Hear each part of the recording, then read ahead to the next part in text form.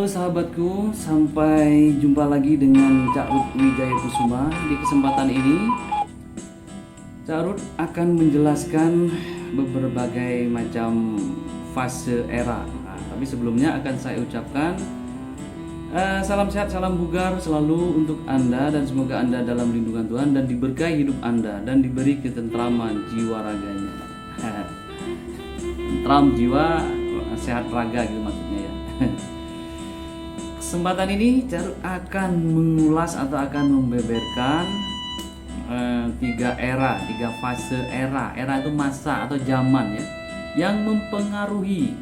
Tiga era ini mempengaruhi pola pikir seseorang, yaitu tiga fase zaman akan mempengaruhi pola pikir dalam kehidupan sehari-hari setiap manusia. Nah, berawal dari zaman yang sangat-sangat terkenal, yaitu zaman kolot kata orang dulu. Apa itu zaman kolot? Yaitu zaman kolonial. Nah, yang pertama adalah zaman kolonial. Fase-fase zaman ini mempengaruhi pola pikir seseorang dalam menyikapi kehidupan, dalam kinerja, dalam tata cara kehidupan, berumah tangga atau berpolitik atau berpendidikan atau di segala lini semacam kayak gitu lah, di instansi-instansi, di lapangan kerja, di mana itu akan mempengaruhi. Nah, era-era itu berefek kepada era berikutnya. Contoh utama adalah era kolonial. Nah, era kolonial ini berawal dari era penjajahan, yang dibilang orang kolot tuh, orang kolonial maksudnya ya. Jadi era-era kolonial itu terjadi, atau orang yang terlahir di era-era kolonial itu sekitar tahun 1818 lah intinya itu. Sejak kedatangan para kolonial atau para kaum penjajah Portugis, Spanyol, Belanda dan segala macam bentuk penjajahannya. Nah, itu masa-masa kolonial itu dari tahun 18 itu sampai 1949 ya, berakhirnya kolonial itu. Cuman efek dari zaman itu berimbas kepada zaman-zaman berikutnya. Nah, dari tahun 1818 sampai 1949. Nah, karena Belanda mengakuinya bahwa selesainya penjajahan itu 1949, sedangkan RI 1945. Tapi ya itu tadi, Belanda masih menduduki di Indonesia ini di era 1945 sampai 1949. Jadi masih ada masa-masa kolonial. Belanda tidak mau mengakui dulu, tapi sekarang mungkin mengakui. Jadi masa kolonial adalah masa-masa kolot, yang mana orang-orang yang terlahir di masa itu mendapatkan tekanan pendidikan yang sangat disiplin keras. Sangat keras. Kerasnya disiplin, tata cara hidup, yaitu pemaksaan segala macam. Kalau nggak cocok, kalau nggak sesuai dengan keinginan si penjajah, berantas habis. Cara pendidikannya pun semacam kayak gitu, pendidikan keras, harus begini, kalau nggak begini nggak bisa. Nah, jadi itu namanya apa? Kayak diktator gitu ya, harus. Dan itu berimbas kepada generasi berikutnya. Jadi kalau nenek buyut, kaki buyut kita itu lahir tahun 18 sampai 1945, dan orang tua kita itu lahir di tahun setelahnya, dari 50 60, itu masih terimbas dari pendidikan kolonial. Itu masih bisa dianggap bapak kita itu, kakek buyut kita yang lahir di tahun 60 itu bisa dibilang masih sisa-sisa kaum kolot, karena masih terimbas dari masa kolonial. Nah, cara berpikirnya pun beda, keras banget, harus lurus, kalau nggak lurus hajar nanti. Nah, seperti itu kolonial. Nah, ini sering berbenturan dengan anak generasi di milenial ya. Karena apa? Era berikutnya milenial.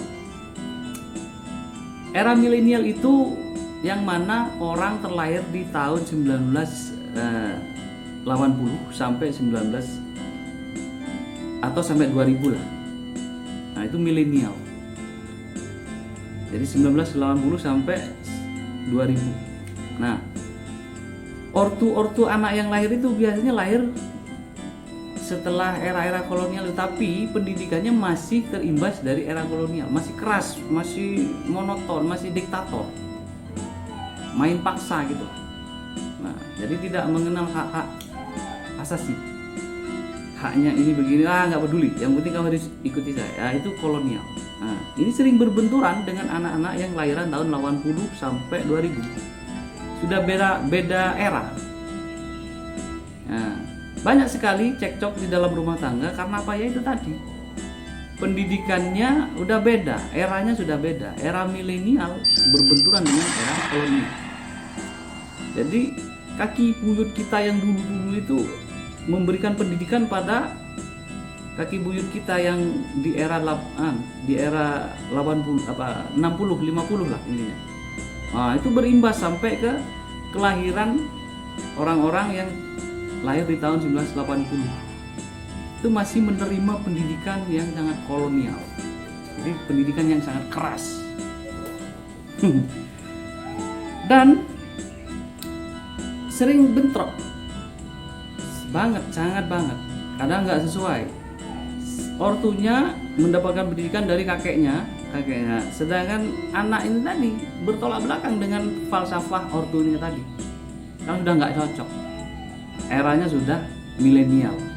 Jadi era kolonial mau masuk ke milenial itu sangat bertentangan, banyak sekali percekcokan yang menyebabkan kadang saling perang dingin di dalam keluarga, sehingga menyebabkan kesehatan jiwa raganya terganggu. Nah, benturan antara dua era. Nah, yang sering terjadi ketika saya menangani pasien, kenapa kok ibunya sakit-sakitan begini? Ternyata apa? Anaknya susah diatur. Kenapa? Ya memang menurut anaknya yang benar begini, menurut ortunya begini. Nah, antara dua era bertentangan. Si ortu tadi masih dapat bimbingan kolonial dari bapak-bapaknya, nenek buyutnya, diterapkan di era milenial, udah nggak cocok. Si anaknya nggak mau. Karena apa? Dia di era milenial, pendidikannya udah lain, udah beda. Jadi bertentangan. Kok anak ini susah dikasih tahu ya? Memang bukan susah, dia punya hak sendiri di era milenial. Anak-anak tahun 80 sampai 2000 mempunyai falsafah hidup sendiri, mempunyai tujuan hidup sendiri, jalan hidup sendiri, pikiran, ideologi sendiri dalam kehidupannya. Jadi nggak cocok lagi, dipaksain begini nggak mau. Anak-anak di era 80 sampai 2000. Karena apa? Era beda era sudah. Nah, ini masih dialami oleh anak-anak kelahiran tahun 1980 sampai 2000 ini. Pendidikan keras di pendidikan formal atau dimanapun itu masih mereka terima kadang di tahun itu. Nah, namun setelah tahun 2000 udah mau menginjak ke digital, tapi belum sempurna, masih belum. Nah, pendidikan di era kolonial yang sedikit bercampur dengan pendidikan di era milenial, nah, itu akan masuk ke gerbang digital, yaitu kata apa? Era berikutnya era digital. Era digital itu anak yang lahir di tahun 2025, 2000 ya intinya di atas 2000 lah, 2025 sampai 2000 nggak tahu berapa, mungkin 2050 atau lebih. Nah, itu era digital sudah nggak cocok lagi falsafah yang di era milenial tadi. Anak yang kelahiran 80 sampai 2000 mempunyai falsafah sendiri, itu nanti diterapkan di era anak turunnya yang kelahiran tahun 2025 atau selebihnya, itu sudah nggak cocok lagi. Akan menjadi benturan ini nanti, yang akan menjadikan perang dingin dalam suatu keluarga, dalam suatu pendidikan di lingkungan. Nah, akan merusak kejiwaan juga. Ini menyebabkan kesehatan jiwa raganya terganggu juga. Nah, itu banyak pasien yang kenapa ortunya kok sakit, dikira sakit gini-gini, ternyata Pak, ini ortunya sakit pikiran. Kenapa? Anaknya susah diatur begini-begini. Ya memang susah. si ortu tadi masih membawa pendidikan kolonial diterapkan di anak yang sudah kelahiran milenial. Aduh, hancur. Anaknya udah nggak mau, udah bukan eranya, bukan zamannya lagi, dikekang-kekang, hak asasi mereka dirampas gitu ya.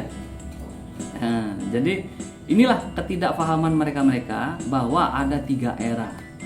Dulu kaki buyut kita itu masih mendapatkan pendidikan era kolonial, era kekerasan, penjajahan, yaitu kedisiplinannya pun keras walaupun itu benar. Nah, akhirnya nanti turun ke era milenial, anak tahun 80 sampai 2000. Nah, ini masih bercampur sedikit.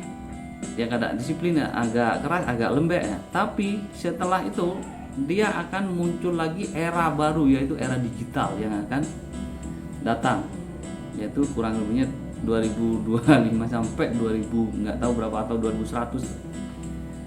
Nah, ini era-era ya yang akan berbenturan, yang menyebabkan ketidakseimbangan kesehatan kejiwaan juga nanti. Jadi anak kenapa kok tidak mau dikasih falsafah begini, padahal ini benar menurut kita. Tapi untuk anak digital udah lain, udah punya prinsip sendiri karena beda zaman ya. Jadi saling berpengaruh. Era kolonial tahun 1818 sampai tahun 1945 akan mempengaruhi era milenial, yaitu tahun setelahnya, yaitu 50 sampai 1980 itu terpengaruh. Sedangkan anak-anak yang lahir di tahun 80 sampai 2000 itu era milenial, sudah banyak perubahan. Nah, ini nanti juga akan berpengaruh pada anak-anak yang lahir di tahun 2000 sampai 2025. 2025, 2050 itu akan berpengaruh masih sedikit. Tapi era digital itu sudah masuk, maka anak-anak yang lahir tahun 2025 ke atas dan seterusnya itu akan menjadi anak generasi digital yang berbeda lagi prinsipnya lagi. Nah, itu akan menjadi benturan kalau tidak difahami.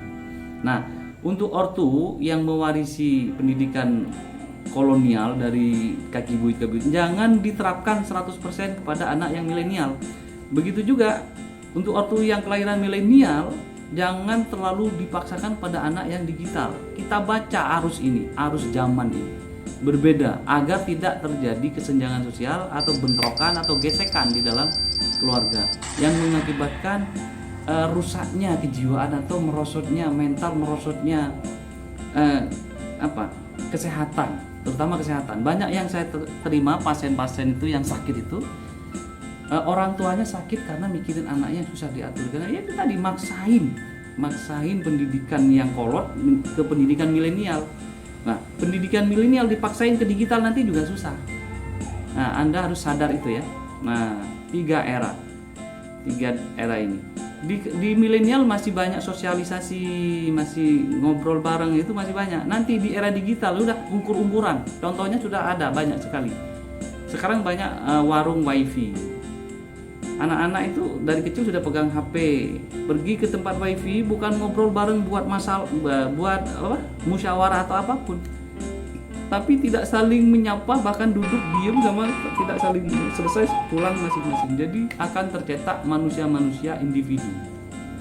Jadi sosialnya sudah akan menipis. Nah, itulah yang kita harus hadapi nanti. Nah, mudah-mudahan Anda mengerti apa yang saya maksudkan.